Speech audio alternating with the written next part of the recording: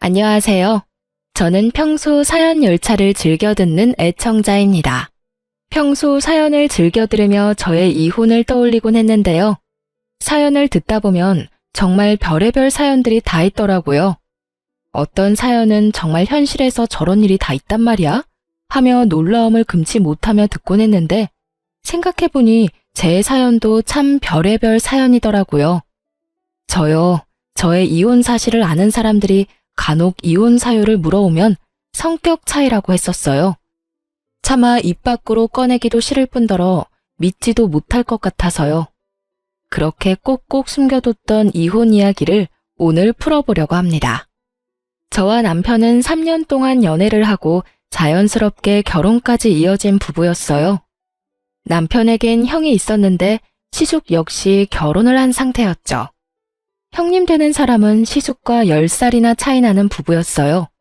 그렇다 보니 형님은 저보다도 4살이나 어렸고 처음엔 그런 형님에게 형님 소리가 안 나와서 고생했던 기억이 있네요. 하지만 그것도 잠깐이었어요. 입에 붙으니 그 형님 소리도 곧잘 나오고 집안 행사 때 빼곤 마주칠 일도 거의 없어 형님으로 모시는 것에 대해서는 별로 반감 같은 건 없었어요. 그러던 어느 날 퇴근하고 돌아온 남편이 유난히 기분이 좋더라고요. 여보, 오늘 기분 좋아 보인다. 회사에서 좋은 일 있었어? 응? 아니, 들어오는 길에 형한테 연락이 왔는데 우리 집 근처로 이사 온다네. 걸어서 5분 거리 정도에 있는 땡땡 아파트 있잖아. 아, 거기? 그런데 갑자기 이사는 왜? 내년에 기훈이 초등학교 들어가잖아. 학군 때문에 이사한다나 봐. 아, 그렇구나. 어찌됐든 당신은 좋겠네. 틈만 나면 조카 보고 싶다고 노래를 부르더니. 앞으로는 지금보단 자주 볼 수 있겠다. 남편은 기뻐했고 전 대수롭지 않게 생각했어요. 형님네가 이사를 오든 말든 제가 관여할 바도 아니고 저에게 해가 될 것도 아니었으니까요. 그냥 그런가 보다 했어요. 하지만 정말 예상도 못했던 일이 생겨나더라고요. 저는 그 당시 임신 준비를 하기 위해 일을 쉬고 있었어요. 직업 특성상 외근도 많을 뿐더러 무거운 물건을 자주 들어야 하는 일이라 아무래도 임신 준비를 하며 일을 병행하기엔 힘들겠다는 생각이 들었기 때문이었어요. 그렇게 일을 쉬는 와중 형님의 취업 소식이 들려왔고 무리해서 이사를 했다는 걸 잘 알던 터라 잘된 일이라고 생각했어요. 그런데 어느 날 갑자기 형님에게서 전화가 오는 것이 아니겠어요? 생전 따로 연락도 없었고 왕래도 없던 형님이 대뜸 전화가 오니 의아하긴 했지만 그렇다고 무시할 수도 없었기에 전화를 받게 되었어요. 그것이 충격적인 사건의 시작이라는 건 꿈에도 모르고 말이죠. 동서, 집이에요? 네, 형님. 집인데 왜 그러세요? 아, 그럼 나 부탁 하나만 들어주면 안 될까요? 부탁이요? 네, 사실은 우리 기훈이가 유치원에서 다쳤다고 연락이 왔는데 나도 그렇고 애 아빠도 그렇고 지금 도저히 나갈 수가 없는 상황이라서요. 정말 미안한데 동서가 좀 가주면 안 될까요? 선생님 말씀으로는 얼굴을 다쳤다는데 이야기만 들어서는 어떤지 알 수 없어서요. 아, 네, 알겠어요. 그럼 기훈이 유치원 어딘지 문자로 좀 남겨주세요. 지금 바로 준비해서 가볼게요. 그렇게 전화를 끊은 후 저는 서둘러 옷까지만 챙겨 입고 유치원으로 향했어요. 다른 것도 아닌 아이가 다쳤다고 하니 저도 걱정이 되더라고요. 유치원에 도착하니 조카의 이마에서 피가 살짝 나고 있더라고요. 이야기를 들어보니 친구가 던진 장난감에 이마가 찍혀버렸고 심한 상처는 아닌 듯하지만 피가 나니 일단 연락드린 거라고 하더라고요. 전 일단 알겠다고 말하고 조카를 데리고 병원으로 갔어요. 제가 보기에도 상처가 심하지 않았고 일단 내과를 데리고 가보고 안 되겠다 싶으면 성형외과든 피부과든 가보려고 했죠. 조카의 상처를 꼼꼼히 살펴봐 주신 의사 선생님은 심한 상처는 아니니 안심하라고 말하셨어요. 이 정도로는 굳이 성형외과는 가지 않아도 된다며 아이들의 재생력으로 충분히 나을 수 있는 정도라고 하더라고요. 그저 조카가 좀 놀란 것 같으니 저녁은 부드러운 음식으로 주는 것이 좋겠다고 하고요. 그렇게 병원 진료를 마치고 약국에 들러 유아용 상처 연고를 산 후 집으로 돌아갔어요. 선생님의 말씀대로 조카는 많이 놀랐는지 자꾸 안아달라고 성화였고 전 7살짜리 남자아이를 안아 재우기까지 했어요. 그렇게 겨우 조카를 재우고 저녁을 준비하고 있는데 뒤늦게 형님과 시숙이 아이를 데리러 왔더라고요. 오셨어요? 기훈이 아까부터 자고 있어요. 병원은 다녀왔는데 병원에서 심하지 않다고 연고만 잘 발라주라고 하더라고요. 연고는 여기 있어요.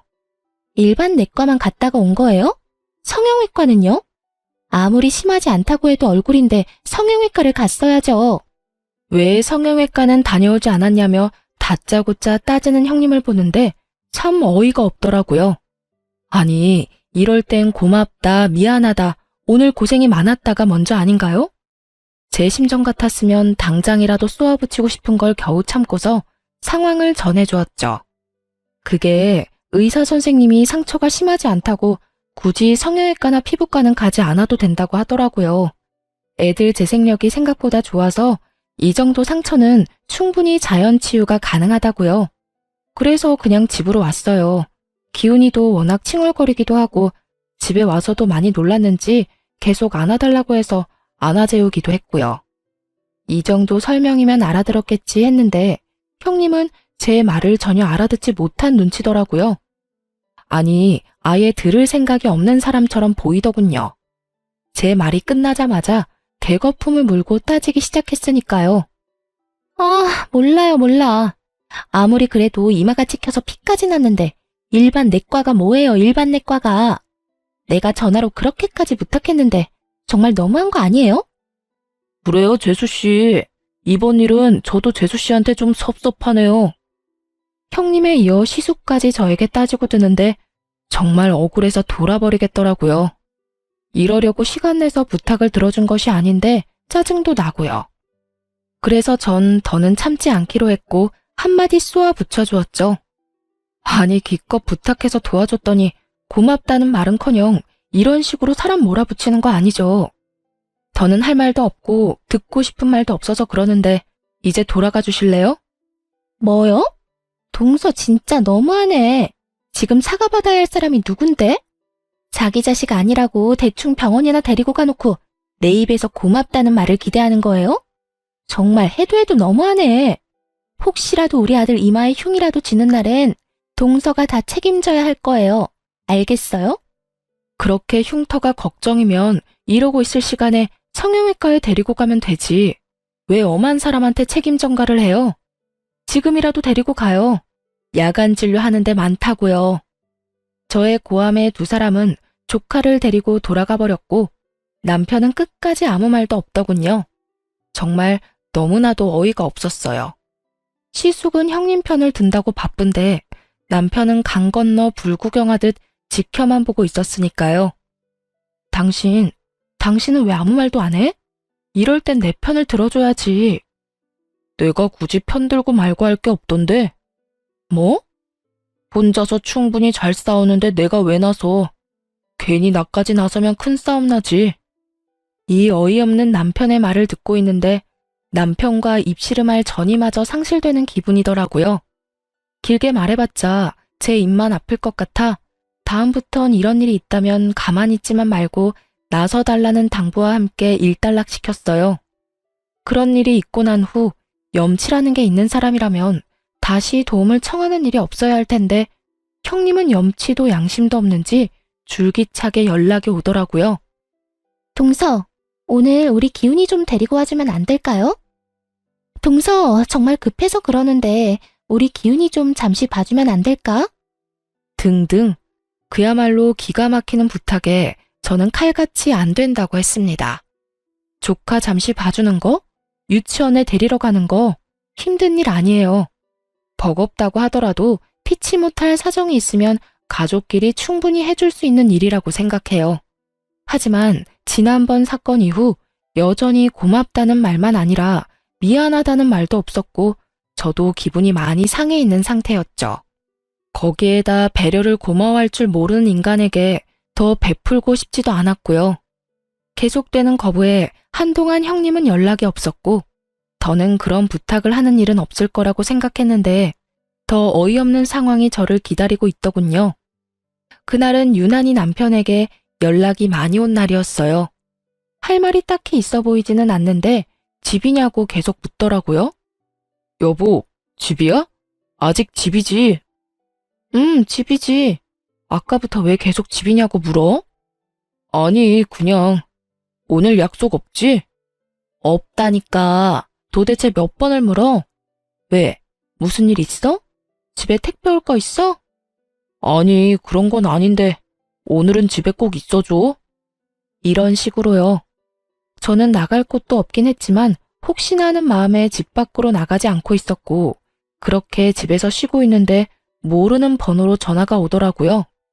모르는 번호는 받지 않던 터라 그 전화 역시 받지 않았고, 전화가 끊기는가 싶더니 그 번호로 문자가 오더군요. 의아한 마음에 문자를 확인했고, 그 전화번호의 주인공은 다름 아닌 조카 유치원의 선생님이었어요. 집 앞에 하원 차량이 도착했으니 빨리 나와달라는 연락이더군요. 다른 아이들도 함께 기다리고 있으니 서둘러 달라는 말과 함께요. 이게 도대체 무슨 상황인가 싶더군요. 문자를 잘못 보냈다고 생각하기엔 조카의 이름이 맞았고, 도착했다며 함께 보내온 사진이 저희 집 앞이 확실했기에 불이 나게 집 앞으로 나갔어요. 그곳엔 유치원 버스 앞에 서 있는 조카가 있었고, 일단 조카를 맞이하긴 했지만 그 모든 상황이 참 당황스럽더라고요. 상황 파악이 되지 않은 저는 이게 어떻게 된 일인지 선생님께 물었어요. 저기 선생님, 기훈이가 왜 여기서 내리는 걸까요? 전달 못 받으셨어요? 기훈이 어머님께서 앞으로 기훈이 여기서 내리면 된다고 하셨는데요. 기훈이 삼촌 집이라고 하던데 아닌가요? 아, 맞긴 한데 전달받은 게 없어서요. 일단 알겠습니다. 그 순간 딱 한 가지는 알겠더군요. 다른 건 몰라도 남편 역시 이 일에 개입이 되었다는 사실을요. 남편의 도움 없이는 이루어질 수 없는 작전일 뿐만 아니라 온종일 남편이 전화를 해댔으니 틀림없이 남편이 스파이 짓을 했음이 분명했어요. 저는 끓어오르는 화를 누르며 일단 조카를 데리고 집으로 들어갔어요. 말이야 바른말이라고 아이에게 죄는 없으니까요.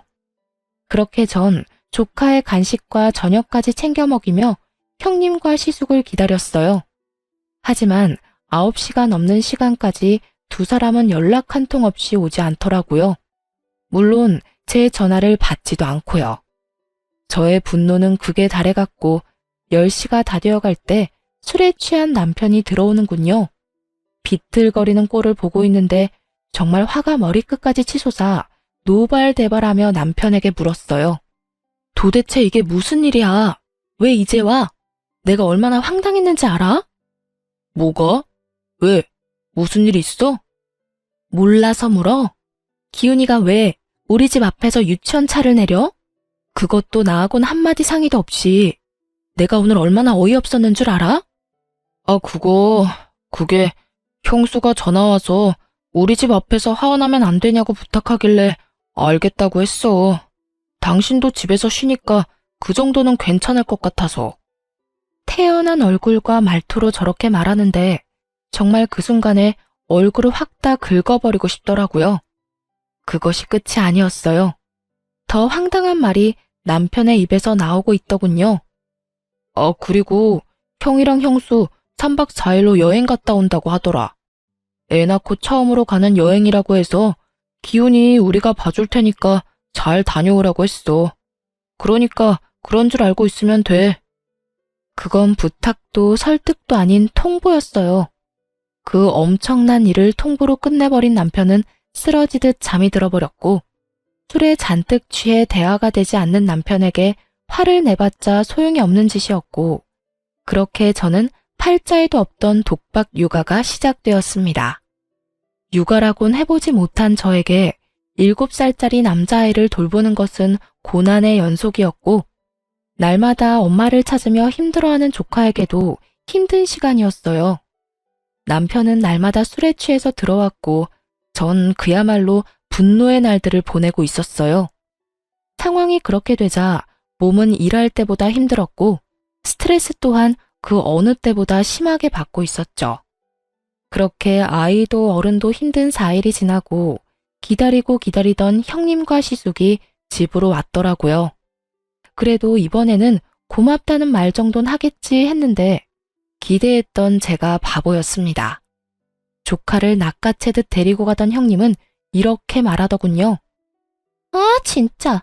기운이 살 빠진 것 같아. 얼마나 눈치 주고 못 먹였으면 4일밖에 안 지났는데 애가 살이 다 빠졌대? 이렇게 말하곤 대꾸할 틈도 없이 가버리는데 정말 뭐 저런 것들이 다 있나 싶었죠. 그리고 그들의 그 뻔뻔한 뒤통수를 보고 저는 결심했어요. 복직하기로요. 여전히 입을 다물고 있는 남편에게 오만 정이 떨어져 버렸고 그랬기에 임신 준비는 하고 싶지 않았어요. 전 결심이 서자마자 회사에 복직 신청을 했고 운 좋게 그 당시 육아휴직을 낸 직원이 있어 생각보다 복직은 빠르게 할 수 있었죠. 저는 저번에 남편이 그랬듯이 똑같이 통보를 해주었습니다. 나 복직됐어. 다음 주 월요일부터 출근이야. 뭐? 복직? 나하고 한마디 상의도 없이 무슨 복직이야. 내가 복직하는데 당신하고 굳이 상의해야 해? 하여튼 난 다음 주 월요일부터 출근이니까 그런 줄 알고 기훈이 케어는 알아서 하라고 전해줘. 정 안 되면 당신이 직접 휴가 내고 돌보든지. 그렇게 전 육아에서 해방됐고 회사 생활을 하며 바쁘게 지냈어요.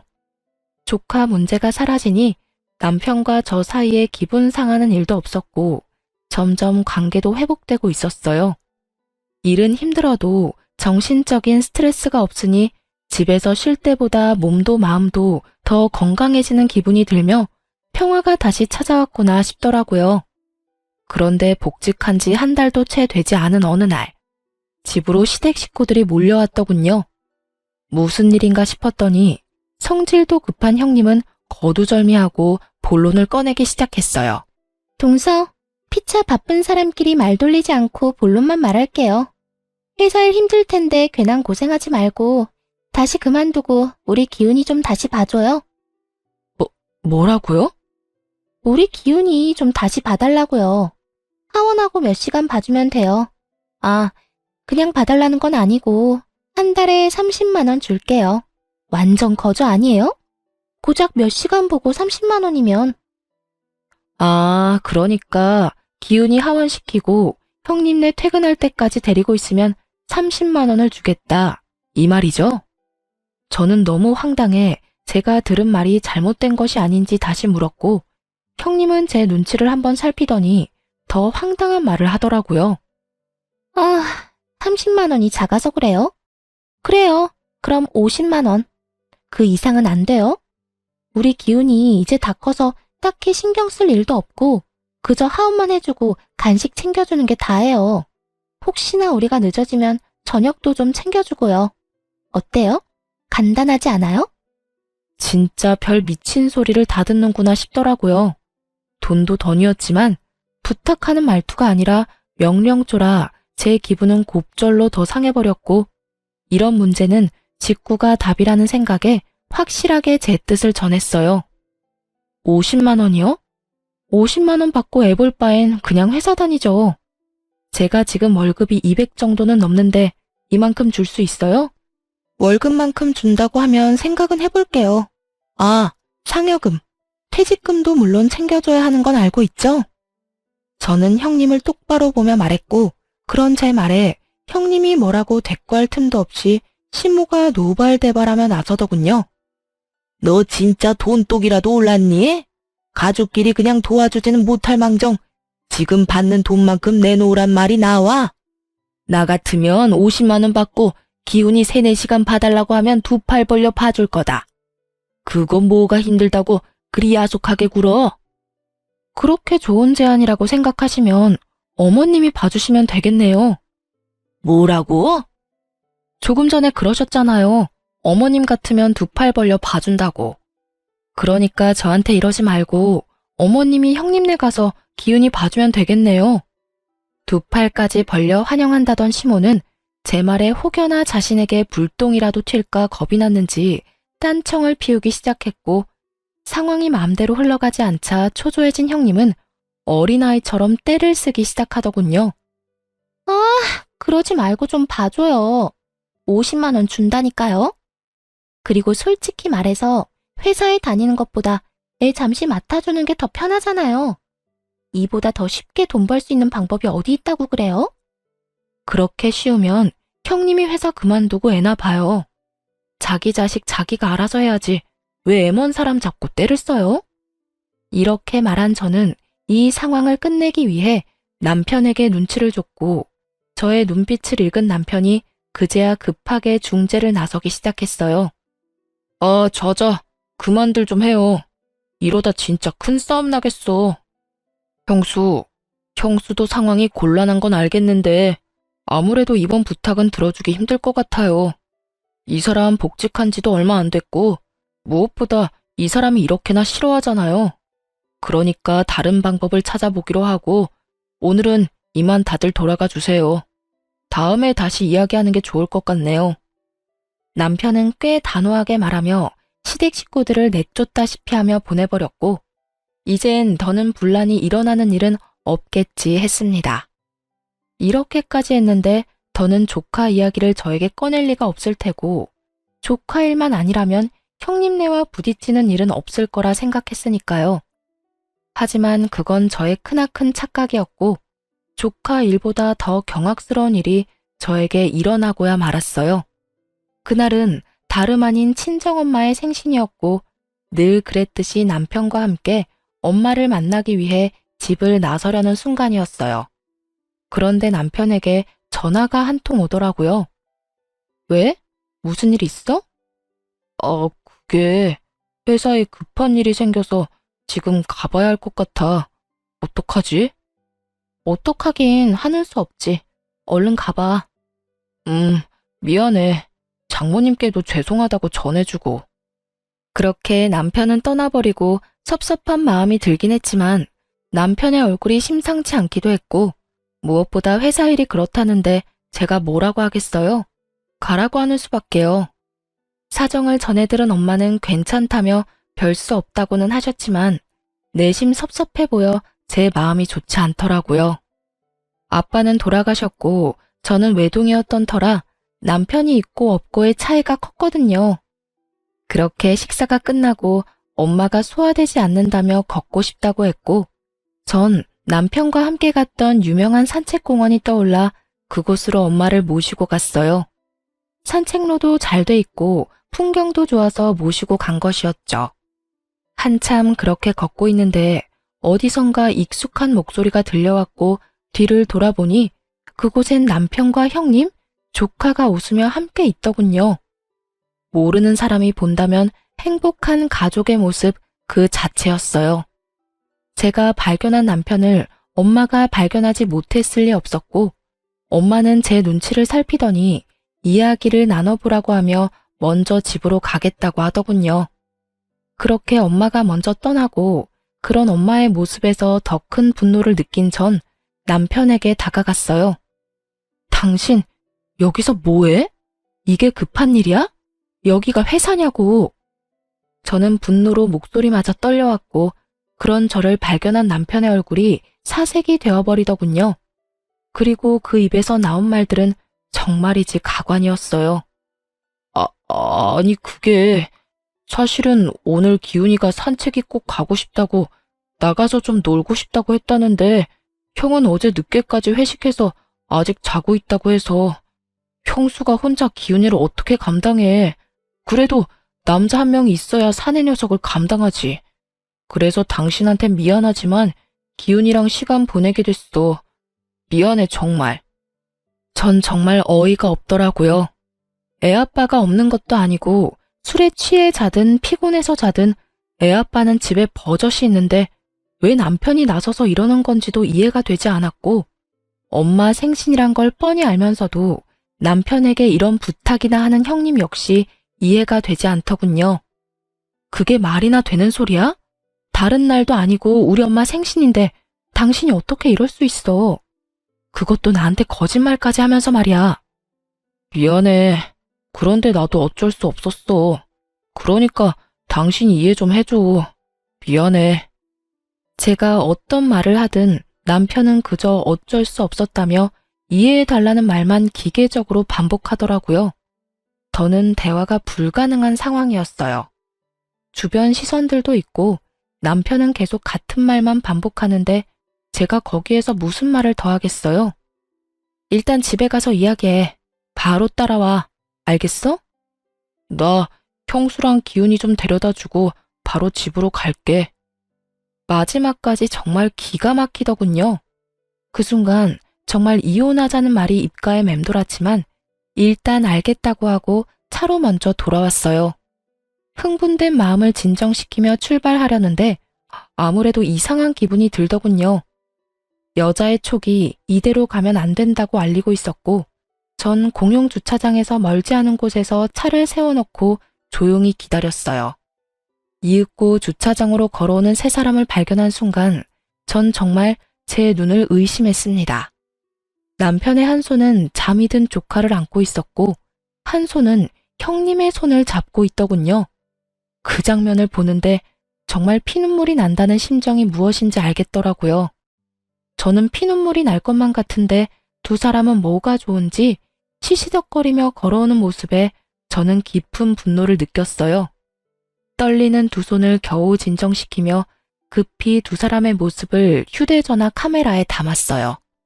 당장이라도 두 연놈의 머리채를 다 잡아뜯고 싶은 걸 얼마나 참았는지 모릅니다. 이가 다 갈리더라고요. 그냥 다른 여자와 외도를 저지른다고 해도 눈이 돌 것만 같은데 어떻게 다른 사람도 아닌 형수와 저런 짓을 할 수가 있는 것인지 제 상식선에선 도저히 이해되지 않더군요. 아니, 이해할 생각도 없었어요. 더는 지켜보고 있긴 힘든 광경을 뒤로한 채 집으로 돌아왔고 바로 근처 흥신소를 알아보고 사람을 붙였죠. 상간녀와 조카를 집에만 데려다주고 오겠다던 남편은 저녁이 다 되어서야 돌아왔고 왜 그제야 돌아왔는지 묻지 않아도 뻔했기에 아무 말도 하지 않고 있었어요. 자칫 입을 열었다간 제 입에서 무슨 말이 나올지 알 수 없는 일이었고 전 사실 파악을 제대로 한 뒤 이혼을 이야기해도 하고 싶었거든요. 그렇게 제가 아무 말도 하지 않고 있자 남편 스스로 제 눈치를 살피며 변명을 해대기 시작하더군요. 여보, 미안해. 형수랑 기훈이 데려다주고 바로 오려고 했는데 기훈이가 배가 너무 고프다고 해서 밥만 좀 사주고 오느라 늦었어. 미안해. 화 많이 났어? 괜찮아. 오는 길에 화도 좀 가라앉았고 피곤할 텐데 얼른 씻고 쉬어. 정말이었어요. 볼 꼴 못 볼 꼴 다 보고 이혼까지 할 마당에 남편이 늦든 외박하든 그게 뭐가 대수겠어요? 그날 이후 전 남편과 말을 섞지 않았고 오직 흥신소의 연락을 기다리며 이혼을 준비했습니다. 처음엔 두 사람의 사진을 시숙에게 보여주며 모든 사실을 미리 알릴까 싶기도 했지만 혹시 모르는 상황에 시숙에게도 일단 알리지 않았어요. 저는 일단 남편 몰래 집을 부동산에 내놓고 짐도 조금씩 친정에 가져다 두었죠. 그리곤 증거는 사진 한 장이 다였지만 변호사를 만나 상담을 진행하며 이혼을 준비했고 그렇게 바쁜 시간을 보내고 있으니 흥신소에서 연락이 왔더군요. 두 사람은 1년 전쯤부터 만나왔고 그 시기는 저희 집 근처로 이사 오기 전이더군요. 평소 대부분 칼퇴근을 하던 남편이었던지라 도대체 언제 만나나 싶었더니 주로 점심시간에 만나 시간을 보내고 있었더군요. 그 짧은 시간에 할 건 다 하고 다니는 꼴을 보니 참 대단하다 싶었어요. 이보다 더 놀라운 사실은 형님에게 다른 남자가 또 있다는 사실이었어요. 무슨 연유인지는 모르나 형님은 그 남자에게 돈을 퍼다 주고 있었고 그 돈 중엔 당연하게 제 남편 돈도 있었죠. 남편은 상간녀에게 돈을 주고 상간녀는 그 남자에게 돈을 주고 그야말로 완벽한 먹이 사슬의 모습 아닌가요? 전 모든 증거를 챙겨 시숙을 만났고 혹시나 모르는 심정으로 남편의 칫솔까지 챙겨 시숙에게 건넸어요. 재수씨, 이게 다 뭔가요? 어떻게 말씀드려야 하나 고민 많이 했는데요. 아무래도 이런 문제는 빙빙 돌리는 것보다 직구가 답인 것 같아 그냥 말씀드릴게요. 형님이랑 제 남편 두 사람 만나고 있어요. 가족끼리 서로 돕자고 만나는 게 아니라 외도를 저지르고 있다고요. 그게 사실인가요? 네, 우연히 두 사람이 있는 걸 봤고 사람까지 붙여 알아봤어요. 증거들은 방금 드린 봉투 안에 다 들어있고요. 시기적으로 봤을 때 가능성은 희박하긴 하지만 만에 하나라도 모르는 일이니 남편 칫솔도 챙겨왔어요. 이거 가지고 유전자 검사해보세요. 아주버님도 해보시고요. 아무래도 기운이 아주버님 아들 아닌 것 같거든요. 시숙은 처음에 충격에 빠진 듯 하더니 이내 저에게 조금만 기다려달라고 하더라고요. 유전자 검사 결과가 나오면 그때 한 번에 다 터트리자고 했고 저 역시 그 의견에 동의했어요. 그렇게 시숙과 전 유전자 검사 결과를 기다렸죠. 그 결과는 정말 참담했어요.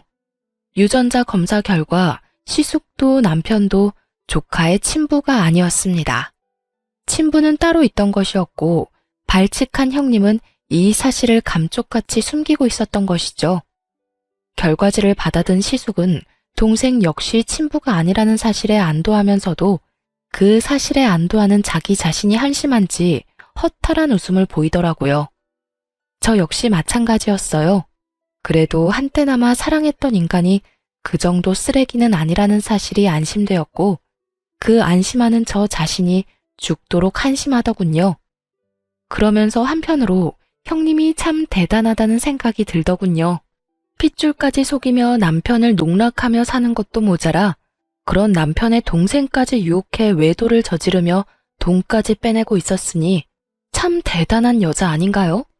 그렇게 한참 저희는 말이 없었고 이내 시숙은 굳은 표정으로 모든 식구를 시댁으로 불러 모아 남편과 형님의 관계를 밝혔습니다. 아버지, 어머니, 이 녀석이랑 제 집사람 알고 보니 몰래 만나고 있더라고요. 네, 지금 설마 하며 생각하시는 그런 관계 맞아요. 두 사람 외도를 저지르고 있었어요. 뭐? 이게 다 무슨 소리야? 너 지금 꿈꾸니? 악몽 꿨어? 꿈이 아니라 현실이에요, 어머니. 갑자기 애 핑계 대면서 이사를 하자고 그렇게 조르더니 다 이유가 있었더라고요. 알아보니 두 사람 그쯤부터 만나기 시작했고 갈 때까지 간 관계였어요. 그게 사실이야? 그 말이 모두 사실인 거야? 시무는 남편과 상간녀를 향해 물었고 두 사람은 고개를 숙인 채 아무 말도 못하더군요. 그런 상황을 지켜보던 전 증거를 시모에게 주며 말했어요. 어머님, 사실이에요. 제가 우연히 두 사람이 외도를 저지르는 광경을 목격했어요. 증거는 여기 있고 아주버님 말처럼 하루 이틀 만난 충동적이고 가벼운 사이는 아니더라고요. 지금 그 말들을 우리더러 믿으란 말이야? 이 무슨 말도 안 되는... 증거까지 들이밀며 사실을 밝히자 남편과 상간녀의 얼굴이 새파랗게 질려갔고 무슨 말도 안 되는 소리냐고 하던 시모는 증거를 살펴보더니 누가 말릴 새도 없이 상간녀의 머리채를 잡고 휘둘러 버리더군요. 이 인연이 감히 네가 우리 가족을 농락해? 내 아들들을 네가 뭔데 가지고 놀아? 이 버러지 같은 년이 감히... 어머님, 제 말 좀 들어봐 주세요. 아니에요. 아니라고요. 아니긴 뭐가 아니야. 이렇게 버젓이 증거가 있는데 네가 다른 사람도 아니고 내 아들 둘을 농락해? 이 더러운 년 언제까지 속이려고 했어? 언제까지 속일 수 있을 거라 생각했어? 다 오해예요. 다 오해라고요. 뭐? 오해? 넌 눈이 없어? 이렇게나 증거가 명백한데 오해? 내 인연 오늘이 네 제삿날이다. 형님은 소리를 지르며 시모에게 당하고 있었고 그런 모습을 지켜보던 남편이 시모를 저지하고 나서더니 그래도 자기 내연녀라고 온몸으로 보호하고 나서더군요. 어머니, 이 사람한테 그러지 마세요. 제가 먼저 좋아했어요.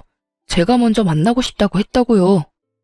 어쩌면 그 입에서 나오는 한마디 한마디가 그리도 주옥 같은지 그 눈물겨운 사랑을 응원해주고 싶은 심정이더군요. 그런 남편을 바라보는 저와 시숙은 그저 어이가 없었고 그 뒤로 흘러나오는 남편의 말은 더욱 주옥 같았습니다. 난 가족들하고 연을 끊는 한이 있어도 이 사람이랑 같이 살 거야. 나 이 사람 많이 사랑해. 이 사람 없으면 나 못 산다고. 그러니까 집에서 내쫓든 말든 알아서 하세요. 난 무슨 일이 있어도 이 사람이랑 같이 살 거야. 미친 소리를 하는 남편의 뺨을 시숙이 보란 듯이 날려버렸어요. 네가 어떻게 나한테 이럴 수가 있어? 잘못했다고 싹싹 빌지는 못할 망정. 뭐? 사랑? 같이 살고 싶어? 네가 어떻게 나한테 이럴 수가 있어? 가족보다 여자다. 이거야 지금? 형, 미안해. 그런데 나 진짜 저 사람 사랑해. 나도 이러면 안 되는 걸 잘 알면서도 어쩔 수가 없었어. 미안 형. 기훈이는 내가 잘 키울게. 미안해 정말. 파렴치한 남편의 언행에 시모는 바닥을 내리치며 대성통곡을 하기 시작했고 시부는 말없이 남편과 상간녀를 노려봤어요. 시숙과 저 역시 말이 없었고 그 무거운 정막을 깬 건 다름 아닌 형님이었어요. 자신이 계획한 미래에 남편은 없었던 건지 자신의 앞을 막은 남편을 밀치곤 이렇게 말하더군요. 그게 도대체 무슨 말이야? 누가 너랑 산대? 우린 그냥 만난 것뿐이야. 난 너랑 살 생각 전혀 없다고. 뭐? 자기야, 지금 그게 무슨 말이야. 나 사랑한다고 했잖아. 언젠가는 나랑 살 거라며. 그 말들 다 거짓말이었어? 내가 언제 그런 말을 했어? 난 그런 말 한 적 없어. 당신 지금 가족들 시선 때문에 그래? 그런 거라면 걱정하지 마. 내가 다 알아서 할 테니까. 그러니까 이제 우리 행복하게 잘 살자. 응? 난 너랑 살 생각 없다니까. 이거 왜 이래? 이거 나. 남편은 끝까지 형님의 손을 붙잡고 매달렸지만 그런 남편의 손을 뿌리친 형님이 시숙의 앞에 무릎을 꿇고 앉아 빌기 시작하더라고요. 사랑과 전쟁 같은 막장 드라마가 다른 곳도 아닌 제 눈앞에서 펼쳐지고 있더군요. 여보, 정말 아니야. 당신이 생각하는 그런 관계 아니라고. 물론 몇 번 따로 만난 적은 있었어. 그런데 그런 관계는 정말 아니야. 나 좀 믿어줘. 나 당신 사랑하는 거 당신이 더 잘 알잖아. 손이 발이 되게 비는 상간녀의 머릿속이 훤히 보이더라고요. 남편과 제가 사는 집은 제 명의의 집이었고 그간 남편놈은 버는 족족 생활비를 제외한 모든 돈을 저 상간녀에게 다 가져다 주었으니 그 통장 사정이야 뻔한 일이었어요. 이 모든 사정을 누구보다 훤히 꿰뚫고 있는 상간녀는 자신에게 매달리는 남편은 뿌리치고 시숙에게 매달리기 시작한 것이었어요. 시숙 역시 이런 상황을 모를 리 없었고 조소를 띄우며 이렇게 말하더군요. 네가 이렇게 빌어도 난 너 같은 여자랑 살 생각 없어. 무조건 이혼할 거니까 그런 줄 알고 네 애아빠한테나 가서 잘 살아. 가족끼리 오손도손 살면 되겠네. 새파랗게 질렸던 상간녀의 얼굴은 시숙의 2차 폭로로 인해 사색이 되어버렸고 반사적으로 시치미를 떼기 시작하더군요. 그게 무슨 말이야? 애아빠라니. 우리 기훈이 아빠는 당신이잖아.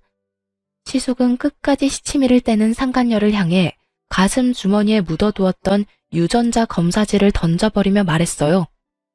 다 알고 있어. 다 알고 있다고. 너 진짜 소름 끼친다.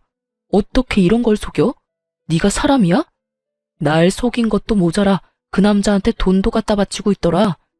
네가 저 자식이랑 그렇고 그런 사이란 것도 알아냈는데 내가 이건 모를 거라 생각했어? 여보, 내가 그 남자한테 돈을 준 건 맞는데 그건 다 그 남자가 계속 협박을 해서 그런 거야. 돈을 주지 않으면 모든 사실을 당신한테 다 말한다고 해서 나도 우리 가정을 지키기 위해서 그랬던 거라고. 정말이야. 난 그렇게 해서라도 우리 가정을 지키고 싶었어. 가정을 지키고 싶다는 사람이 남편 동생과 외도를 저지르다니 이렇듯 말도 안 되는 변명들이 난무하고 있었고 이 모든 상황을 정리할 사진을 시숙이 던져버렸어요. 협박? 어쩔 수가 없었어? 넌 이게 어쩔 수 없는 사람의 표정이야? 마지막 사진은 다름 아닌 형님과 그 내연남과의 사진으로 두 사람이 다정하게 팔짱을 끼고 있는 사진이었어요.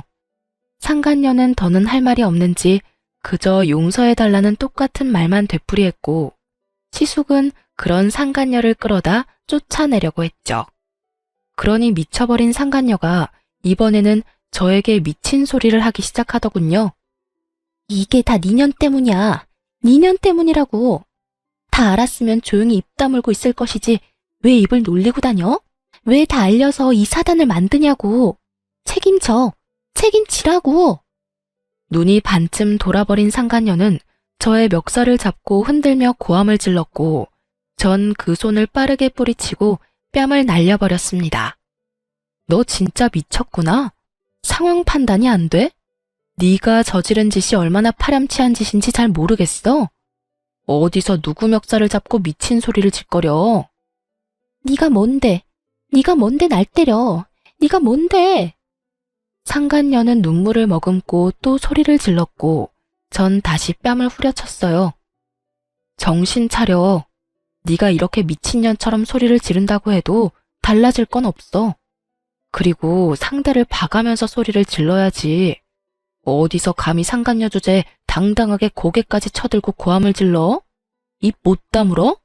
제 말에 상간녀는 저를 죽일 듯이 노려봤고 남편은 자리에 주저앉은 채 멍하니 모든 상황을 지켜만 보고 있더라고요.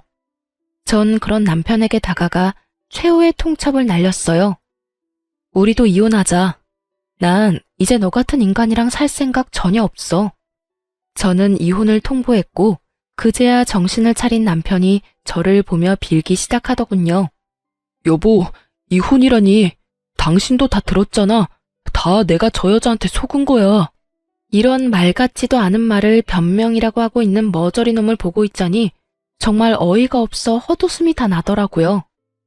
넌 지금 그걸 변명이라고 하니? 변명이 아니라 사실이야. 이제 모든 사실도 알았고 정신 차릴게. 앞으로 정신 차리고 가정에만 충실할 거야. 내가 진짜 어이가 없어서 웃음이 다 나네. 야, 네가 앞으로 정신 차리고 가정에 충실히 한다고 하면 내가 널 받아줘야 해? 아, 이제 내 남편이 정신 차린다고 하니까 한 번 더 믿어주자. 이럴 줄 알았냐고. 넌 내가 우스워? 네가 그냥 아무 상관없는 여자 만났다고 해도 네 사실을 찢어버리고 싶은 심정인데 다른 사람도 아닌 형수랑 그딴 짓을 하고 다녔다고? 나 이제 너 보면 헛구역질이 나려고 그래. 너랑 이렇게 같은 공간에서 있다는 것만으로도 온몸에 소름이 끼친다고. 알아? 절규에 가까운 고함과 함께 눈물이 터져 나오더라고요. 그간 잘 참아왔던 눈물이 왜 하필 그때 터져버린 것인지 아직도 모르겠어요.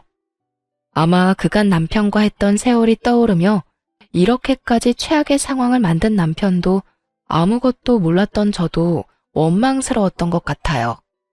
제가 어깨를 들썩이며 울자 남편이 다시 용서를 구하기 시작하더군요. 여보, 내가 진짜 잘못했어. 내가 앞으로 정말 잘할 테니까 한 번만 용서해줘. 이번만 눈 딱 감고 넘어가주면 내가 평생 갚으면서 살게. 내가 정말 당신만 사랑하면서 살게. 일을 이따위로 만들어 놓고 용서해달라고? 내가 머리에 총 맞았어? 내가 그렇게 만만해? 당신 같으면 용서가 될 것 같아? 미안해. 정말 미안해. 그런데 나 진짜 반성하고 있어. 이것만큼은 진심이야, 여보. 더는 들을 말도 하고 싶었던 말도 없었던 저는 최후의 통첩을 날렸죠. 다 필요 없고 짐이나 빼. 이혼하는 마당에 같이 살 필요는 없잖아? 혹시나 짐 핑계 대면서 집 들락날락할 생각은 하지도 마. 집 곧 나갈 예정이거든. 그러니까 당장 짐부터 빼. 이렇게 말한 저는 시댁에서 나와버렸고 소송을 진행했어요. 그렇게 이혼만은 안 된다던 남편은 상간녀와 합심해 어떻게 해서든 위자료를 덜 주기 위해 부단히도 애썼지만 소용없는 짓이었죠. 입이 떡 벌어질 만한 사건이었으니까요. 시간이 오래 걸리긴 했지만 어찌되었든 전 이혼을 했고 위자료 역시 만족할 만큼 받을 수 있었습니다. 이혼하고 난 후 이런저런 일로 바쁘게 사는 와중에 두 사람의 소식이 들려오더군요. 상간녀에게 속았다던 전 남편은 시댁에서 쫓겨나자마자 시숙에게 이혼당한 상간녀와 살림을 차렸다고 하더군요. 이혼 소송 당시 둘이 붙어있던 꼴을 봤던 터라 놀랍지도 않더군요. 똑같은 것들끼리 잘 먹고 잘 살아라 싶었는데 그것도 잠시더라고요. 뒤이어서 들리는 소식엔 상간녀가 도망을 갔다고 하더군요. 함께 살면서 전 남편을 꼬드겨 빚까지 내게 만들었고 그 돈을 홀라당 다 들고 도망을 가버렸다네요. 전 남편은 당연한 수순으로 빚쟁이가 되어버렸고요. 도망간 여자를 경찰에 신고까지 한 전 남편은 깊은 상심에 빠졌는지 회사도 가지 않고 폐인이 되었다고 하더군요. 한 명은 빚쟁이 폐인, 한 명은 애까지 데리고 도망치는 신세. 참 어울리는 결말이라고 생각했네요. 그렇게 전 그 소식을 마지막으로 그 경악스럽던 일들에서 벗어날 수 있었습니다. 다행스럽게 전 남편은 마지막 염치라는 것은 있는지 저를 찾아오거나 하는 일은 없었어요. 그 후 전 회사에 다니며 그저 평범하게 지내고 있어요. 평일엔 일하고 주말엔 취미 생활을 하면서요. 워낙 이혼 사유가 충격적이라 앞으로 결혼 생각은 없네요. 제가 이런 의견을 말하면 주변에서 사람 일은 모르는 거라며 하곤 하는데요. 전 아직까진 사람에 대한 믿음 자체가 사라진 상태라 이런 상태에서 누굴 만난다는 게 저뿐 아니라 상대방한테도 좋은 선택은 아닌 것 같거든요. 그래서 결혼뿐 아니라 연애 생각도 없는 상태입니다. 요즘에 전 일과 취미 생활에 몰두하고 있어요. 요즘에 새로 생긴 취미는 등산인데요. 혼자 산을 타도 이상하지 않기도 하고 정상까지 다다르고 나면 그 성취감이라는 게 정말 말도 못하게 높더라고요. 그래서 요즘엔 쉬는 날이면 산을 타며 좋은 공기 마시고 오네요. 이렇게 보니 저한테 참 많은 일이 있었네요. 앞으로는 저의 삶에 집중하는 그런 인생을 살아보려고 합니다. 저의 긴 사연 들어주신 여러분, 감사합니다. 좋은 하루 보내세요.